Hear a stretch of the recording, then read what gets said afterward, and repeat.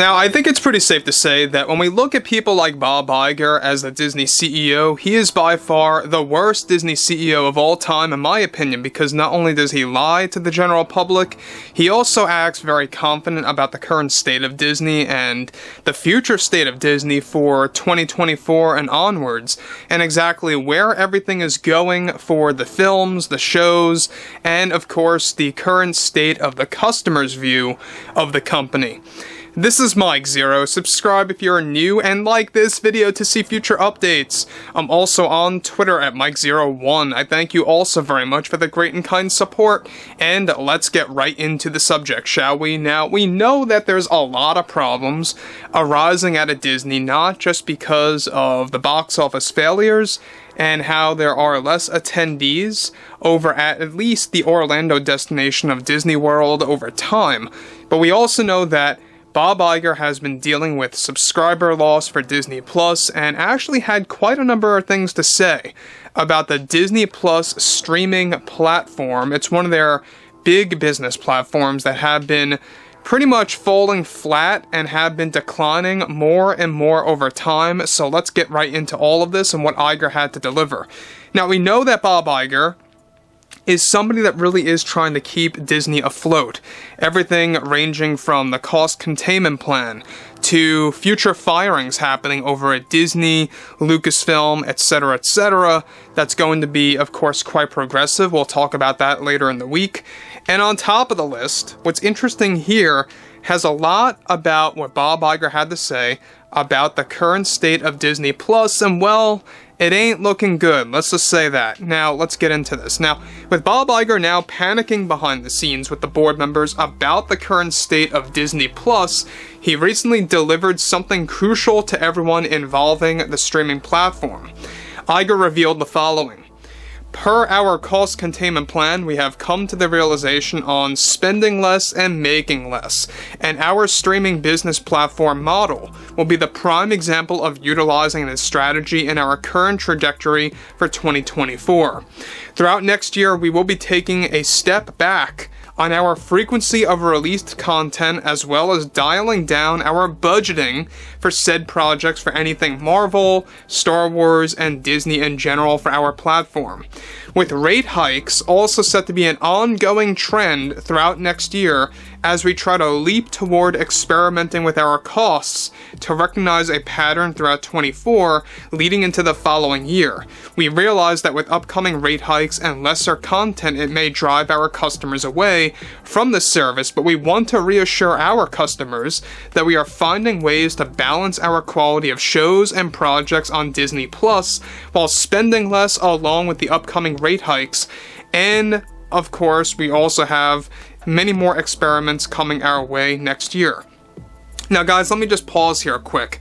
Basically what he's saying is just pure insanity. So there are not only rate hikes on the horizon, but we also have a lot of things coming forward with lesser content and cheaper content.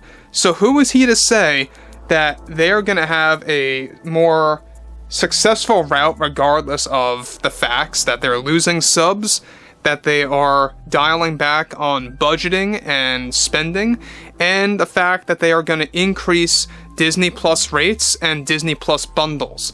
Now here's the problem with this, is that he does mention that it's going to be an ongoing trend throughout 2024.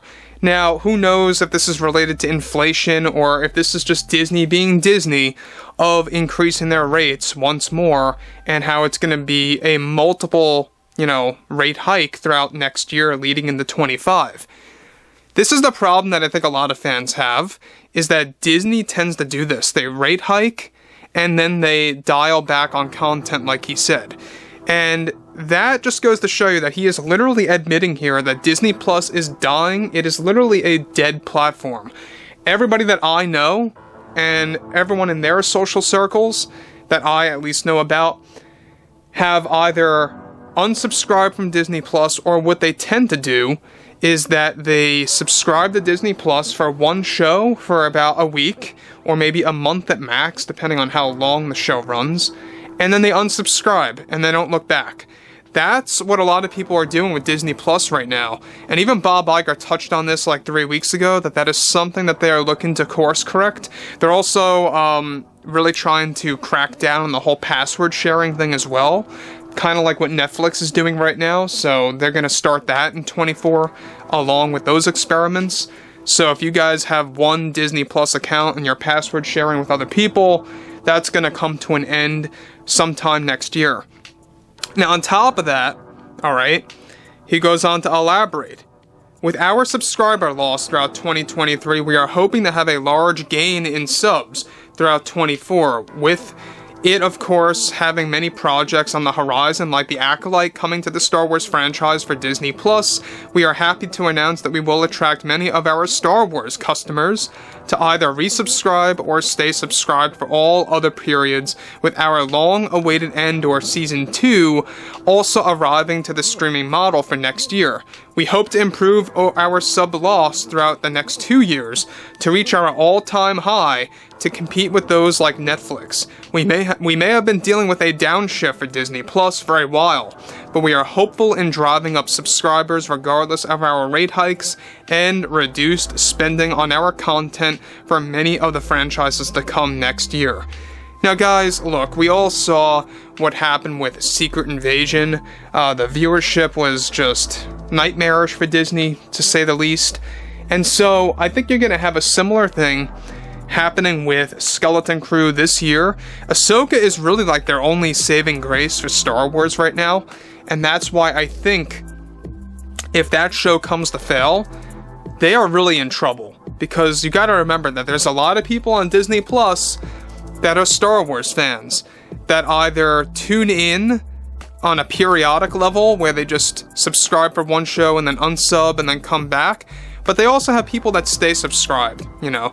So if they do not convince them with Ahsoka, you're gonna have a large sub loss throughout the remainder of this year leading into 2023. So again, I think it's going to be interesting to see what the next earnings call is going to look like if, and that's if, Ahsoka comes to be a very big failure viewership-wise and subscriber retention-wise. Should be a very interesting development. So Bob Iger is not saying great things here. He's saying basically, yeah, rate hikes are coming and they're going to keep on coming, but we're also going to reduce spending and we're going to limit our budgets and we're going to have less content available. Now, what does that go to tell you? That just goes to tell you that Disney Plus is dwindling, it is getting watered down.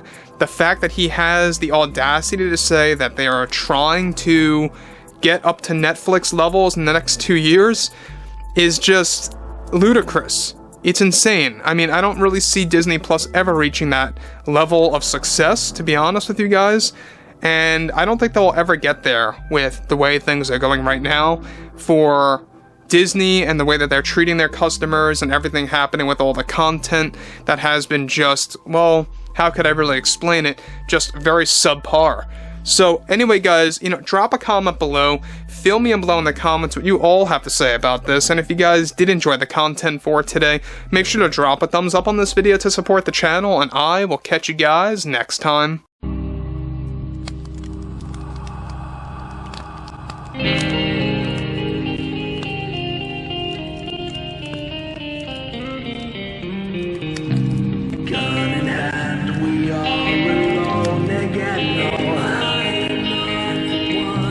Night to moon, we hear them moans again.